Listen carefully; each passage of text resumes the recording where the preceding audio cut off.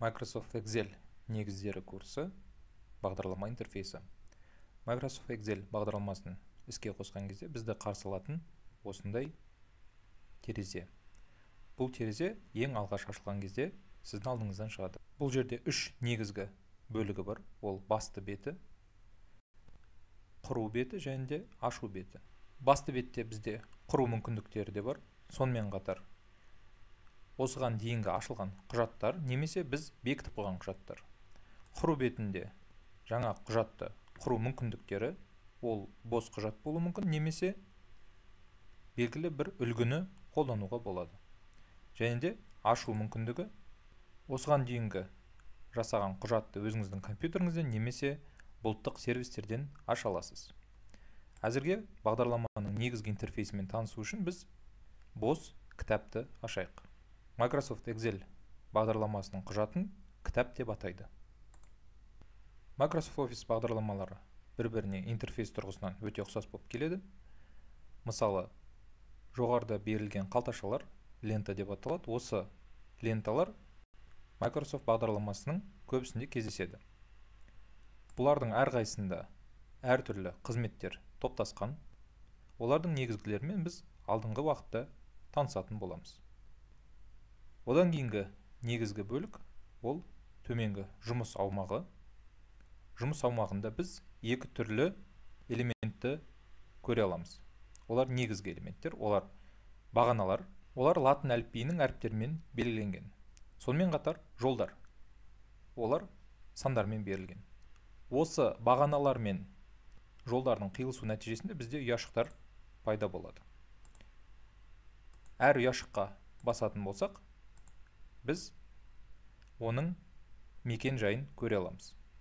Оның мекен жайы осы бөлікте сіздің алдыңыздан көрініп тұрады. Бұны мекен жай аумағы деп атайды. Көріп отырғандарымыздай мекен жай екі құрама бөліктен құралған. Ол бағананың аты және де жолдың аты.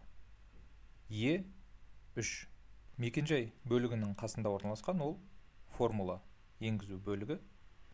Сіз ұяшыққа қандай да бір ақпарат енгізсеңіз, ол сан болуы мүмкін, немесе жазу болуы мүмкін.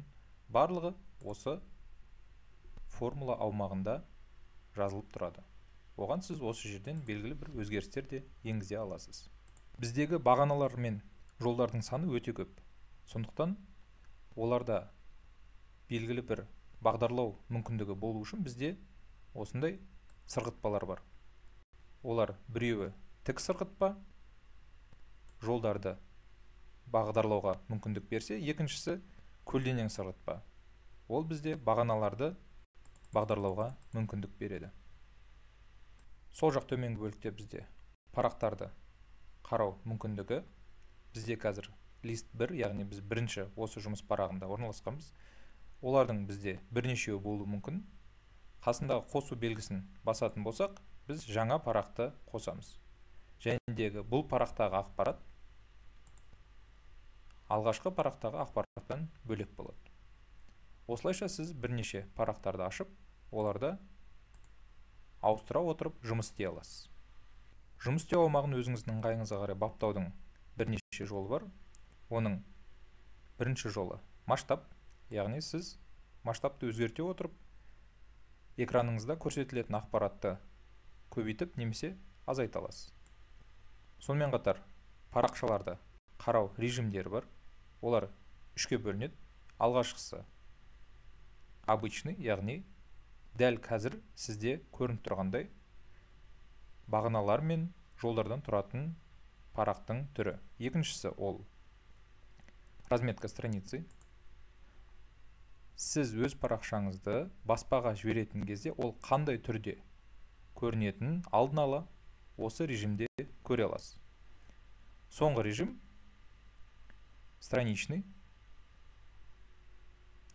Бұл жерде тек сіздің парағыңызда жазылған ақпараттар бөлігі ғана экранға көрсетілетін болады. Бос аумақтың барлығы алып тасталынады. Осымен біздің бірінші сабағымыз аяқталды. Сабақ түсінікті болса, келесі сабаққа өте беріңіз.